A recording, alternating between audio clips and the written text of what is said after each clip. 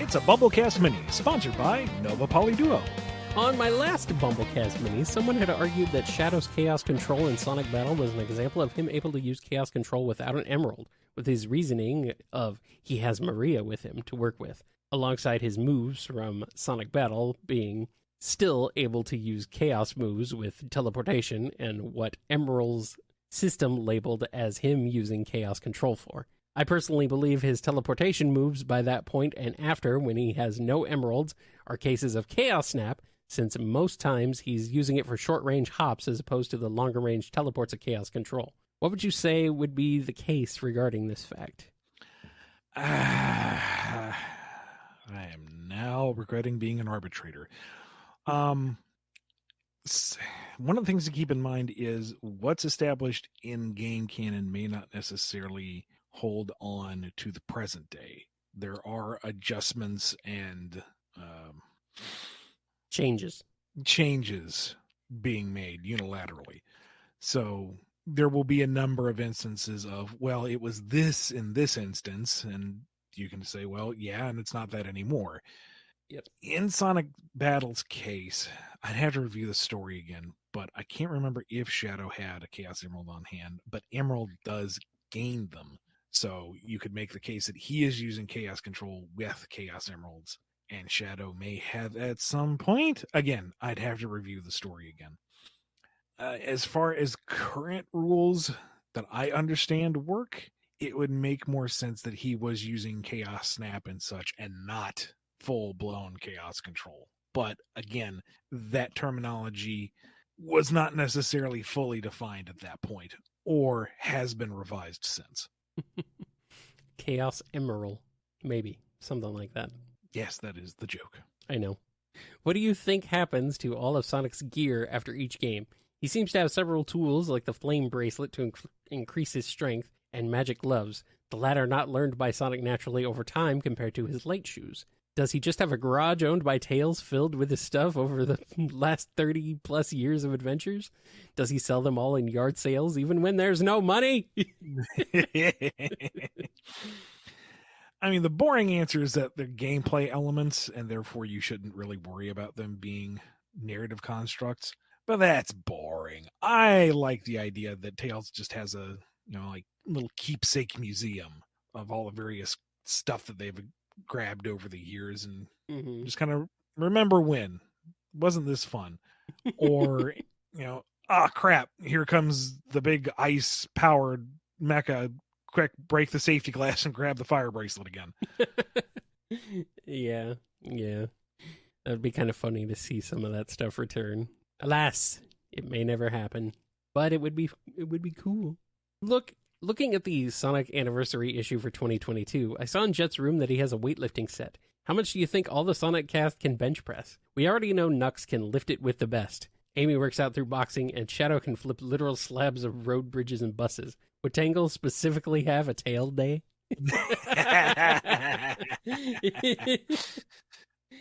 I mean, as she should.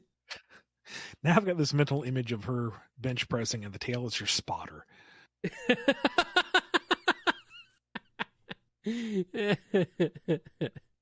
Well, I know what you have to do now, Ian. In a future issue, you've done it, and it's time. It's time. I think Sonic wouldn't necessarily have a lot of upper body strength. All of his power is in his momentum and his legs. Yeah. So I imagine he and like Tails and SBO, most of the characters in their weight class are kind of lightweights when it comes to benching. Rouge, Cream, and Charmy are absolutely insanely overpowered in terms of weightlifting strength. Obviously. Well, I mean, it's debatable how much Charmy can lift. It might just be that his wings are ridiculously strong and his shoulder sockets are unbreakable. Okay, I guess. Same goes for Cream. What is the tensile strength of her ears? What are those even, pivoting on? Dear Lord, what are the musculature there? Mm-hmm. But yeah, I imagine Rouge can lift with the rest of them pretty well. She knows how to maintain core strength while also remaining toned and lean. Have to look your best after all. Vector's a powerhouse. He's right up there with Knuckles. Storm, by technicality, would have to also be within that weight class. Zavok too, I guess. Yeah. You say as the guy who brought Zavok into actually making people like him. I have a problem, Kyle. You know that. I know that. Eggman's little skinny giraffe leg noodle arms are surprisingly ripped. I mean, yeah. The question is, who's stronger? Modern Eggman or Boom Eggman? Who lives more? Going off of memory, I would be inclined to say modern. I mean, yeah, but beat down an ice wall. Yeah, but looking at Boom Eggman, though, I mean, I guess maybe it's not everything. Looks aren't everything, I suppose. There's actual muscle gain, and then there's sculpting. True, yeah. I think Mighty easily benches several mountains. Mighty benches Mighty's not even worth mentioning. Mighty benches a whole range of mountains. Mighty brings the gym to you, foundation and all. We're not skipping days, remember? Get in there. It's 3 feet. I've done all the work for you. Come on. Mighty benches the gym. Yep. What about Ray? No. Ray can maybe do the bar. Ray doesn't lift, bro. The weights lift Ray.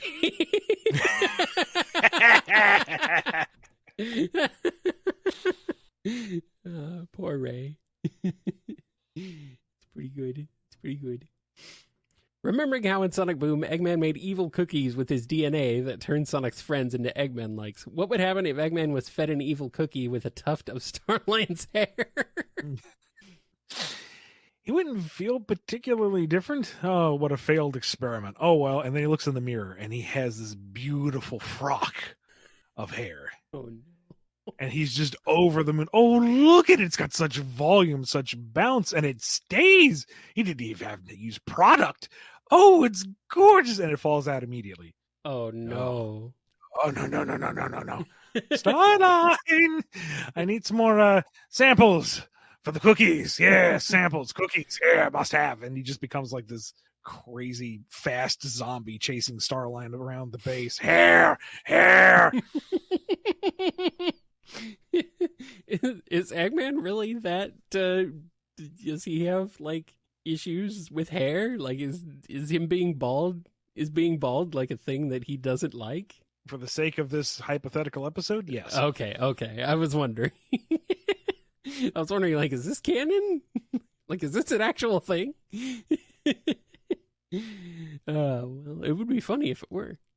We know that Sonic's favorite anime is Sonic X, Shadows is Kill la Kill, Tails is his My Hero Academia, and Knuckles is One Punch Man. But what about Blaze and the IDW cast? What would their favorite anime be? I can see Whisper being partial to Ghost in the Shell, and Tangle being all about One Piece and its fun, stretchy hero Luffy. But I would want to hear it straight from a Word of God statement. I mean, those work for me just fine. Yeah, they fit, I think. Apparently it's Luffy instead of Luffy. I don't know, man.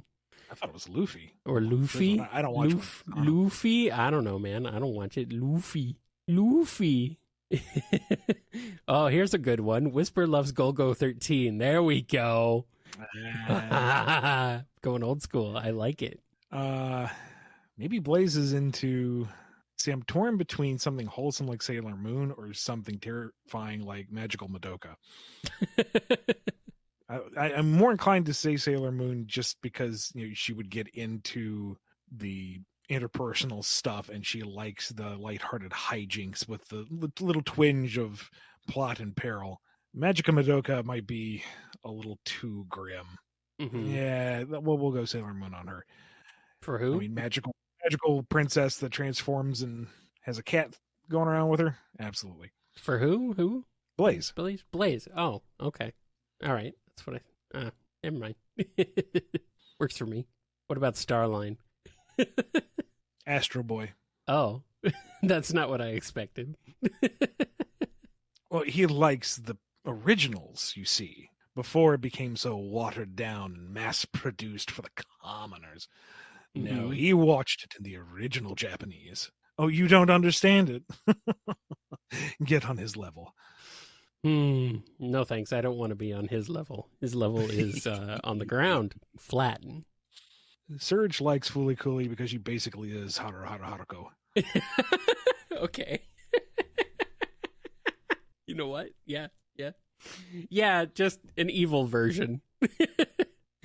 Which, I mean, Haruko was not necessarily a good person, but she definitely wasn't like insanely evil like Surge is. But, yeah. I mean, Kit likes whatever Surge tells him he likes. Yeah. I mean, he's secretly into the various Gundam series for the robots, but the public-facing answer is whatever Surge likes. Well, yeah. Let's see who's left. Belle. She's also a fan of Ghost in the Shell for very personal reasons. I mean, I guess Whisper and Belle have both reasons for that. Mm-hmm. Different reasons, but still. Lanolin? OG Gundam. First season specifically, because it actually treats it like a theater of war. There are consequences. And then she gets all pissy about there being new types and psychics, and then it just gets silly. Don't even get her started on G Gundam. Aw, G Gundam. Anybody left? I mean, if we do every character, we're going to be here all year. I think that's a... Mimic, I mean, you could say Mimic. Mimic doesn't have time for anime.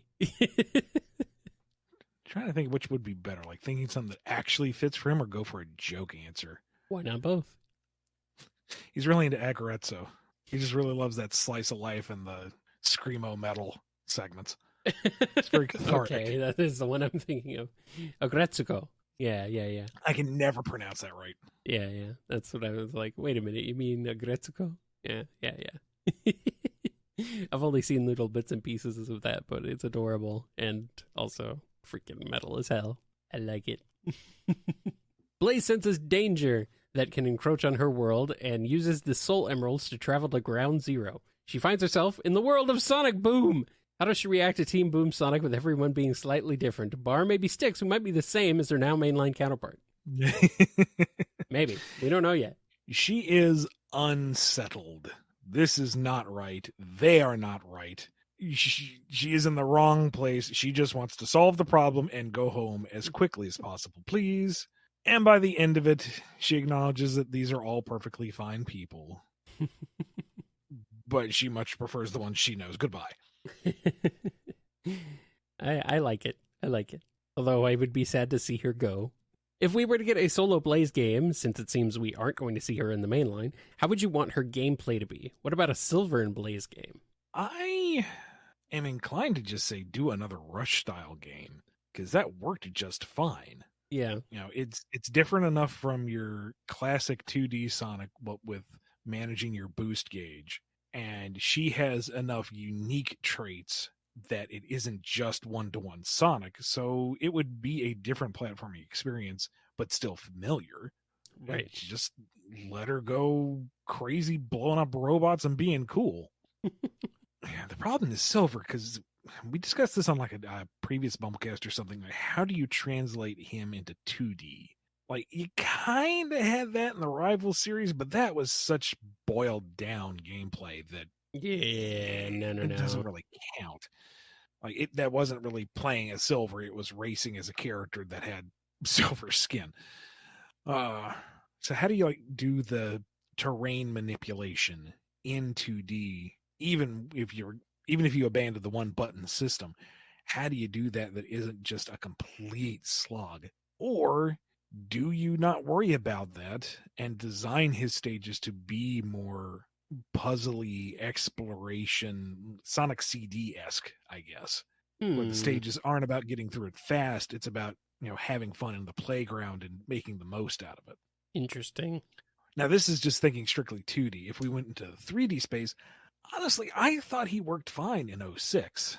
I mean, 06 has its issues, to be sure, but I remember enjoying playing Silver's campaign for the most part. Well, yeah, it's cathartic when you get to the point of it's no use. I mean, absolutely inundating Sonic with lawn furniture was hilarious. But like his thoughtful platforming and using physics objects to change the terrain so that he can move forward, and catching missiles and throwing them back at robots and flinging things into robots, that was all fun. I like that a lot. It was a pretty good system. I think you could build on that no problem. Blaze, however, was like trying to steer a squirrel that it was occasionally getting electric shock. It was nigh unplayable. So, but I guess you could potentially just, forget how she played in 06 and make her more like modern Boost Sonic gameplay. Yeah. That could work. A suggestion I'm getting is that you could give 2D Silver a Mega Man style power select system, which could be interesting. Maybe, but again, that slows down the gameplay. It has to be a little more thoughtful, so that you have time to pick your weapon or pick your power and figure out what you're going to do in this situation, which is not necessarily a bad thing. Yeah, but it does complicate things a bit more than... Yeah, it's not the simplicity of most Sonic material. Right, yeah. I know that Silver was based on future Trunks from Dragon Ball, but personally, for me, I always saw Silver as more akin to Bishop from X-Men, with his time travel shenanigans and how his actions stop a bad future. But as he goes back, there's something to undo for a brighter future. Based on the idea of it, would we ever possibly get to see a Days of Future Past-esque story where we see the future that Silver hailed from to see what needed to be stopped in the past? That was basically what I was doing with pre-reboot Silver. Yeah. Like the whole traitor amongst the Freedom Fighters was very heavily inspired by Bishop lingering with the X-Men and knowing that there was a traitor among them and suspecting Gambit. Like, that's pretty much it. And with his constant going back and forth and, commenting on how there's a different peril in his time each time, the idea was that every time he would go back, that would be our next story arc that kind of featured him, is him finding this new peril and stopping it, going back home and finding, whoops, something else broke, need to go back and fix it. As always. Anything else? No, that's about it. Okay. Sounded like you were getting ready to say something else. Knowing that Waltz wasn't allowed to be used, even though Madame Y was, what would your intentions have been for Waltz story-wise, if that wouldn't be considered lost Robot Master Tales to talk about? Not to go into great detail, but the idea I had at the time was that, Wily kidnaps Kalinka to blackmail Cossack into doing as he says. But now he has this child. What do you do with it? He doesn't know how to work with children. He's a grumpy old man. He is on a completely different wavelength than this little girl. Well, solve the problem. He can't talk to a little girl, so he'll just make a little girl to talk to the little girl. Oh, there, boy. Problem solved. It's easy. Oh, of course. Work around the problem. Of course. Yeah, sure. And so Waltz would have been Kalinka's companion / warden, more or less. And, Wily would have made an attempt to make a little girl robot, but he's a grumpy old man. It doesn't work. And she's basically just an enforcer and an ideal small child to Wily. So, someone who's obedient to him and not getting underfoot and just does what he says. The antithesis to Roll, more or less. And because he has to make sure that she's keeping Kalinka away from Mega Man potentially, she's weaponized as well. Oh, I mean, of course. So the idea was that we'd have this slow build of having Waltz be this creepy, uncanny valley companion to Kalinka in the Wily Castle. And then when Proto Man and Quake Woman showed up to save her, then Waltz all of a sudden whips out the weaponry and starts kicking their asses, and it would have been cool. And we never got to Mega Man 4, and that will forever haunt me. Oh, so she's basically Battle Sage, huh? Yeah, I guess if you look at it that way. I mean, Sage has more personality. Yeah. Maybe not initially, but it definitely, as her character grew over the course of the game. Makes sense. Also, Waltz is tangible. Whatever. What do you need her to be tangible for? kicking Proto Man in the face. Oh, okay, fine. Sure. Go with that. Sage isn't tangible? No, she's a digital being. Oh, interesting. Fascinating. What if time? I thought that's what we had been doing a lot of this episode, but sure. Sega decides to make another Sonic animated series based on the games and IDW cast, and you gain full creative control. Plus, you can bring in the full Freedom Fighters cast and even make them game canon if Sega execs like it, with a single catch. Concepts done with them and Archie can't be retreaded in the show, like ships teased, concepts like Sword of Acorns, etc. Who do you bring in, and how would you incorporate them into this hypothetical animated series? You're basically stealth asking how would I bring them into IDW, because that's it, pretty much. Yeah, effectively. And, I don't want to trot that out there because I am still, for my part, trying to get that to go forward. So that could potentially be spoiler territory. Potentially, if you were able to bring them back. I mean, it's not going to happen anytime soon that I'm aware of, but that's like actual material that I want to work on. And that I don't feel so comfortable trotting out on the BumbleKast. In general, though, Sonic animated series set in modern universe with IDW cast and whatnot, I don't know. I would almost want to see like a faithful recreation of the IDW stuff. Like, can you imagine Adam's issue, Sonic fighting Neo Metal on the flying carrier in full glorious Bones Studio styled animation? Oh yes. Oh yes. Please make it happen. Somebody do it, please. Like the Super Neo Metal fight or the Metal Overlord fight by Studio Trigger, maybe. Just goodness. Yeah. Gimme. Yummy, yummy. I am super down. Let's do it. Oh man, the Zombot arc. Woo. Metal Virus. That would be scary. All right, we got one last question. I've been asking lots of people in my home area this important question, and I figured to ask it in a place where I can get an answer definitively. For each member of the Sonic cast, what do you think they'd prefer? M&Ms or M&M Minis? How about you guys? Interesting. There's a different combination of chocolate to shell when it comes to M&Ms versus M&M's Minis. And it's a completely different mouthfeel. Yeah. As much as I hate that term. Yeah. Minis hit different. They like do. BumbleKast Minis. And both have their virtues and vices. Yeah, but I like classic M&Ms, I think, better. I like that more. I like more of the chocolate, less of the candy shell. They're better for cookies, that's for sure. Oh, yeah.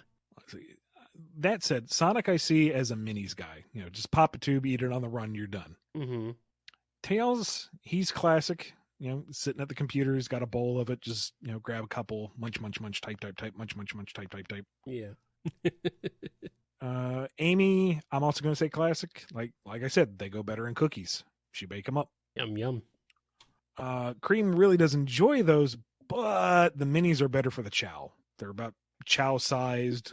They're like regular sized for chow in their perspective. Should the chow be eating those, though? Not really, but, with minis, she has control of the tube, so she can make sure that they don't have too many. She can be very conscientious about it. She's a good chow raiser. Okay. Knuckles likes Reese's. Wait a minute.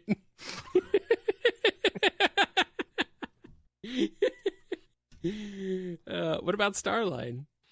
Starline lives in fear because he one time made a point of mixing in Skittles with his M&Ms. Oh no! Just to try to prank Sonic, and he'd lost track of it, so he doesn't know where that bag is. Oh no!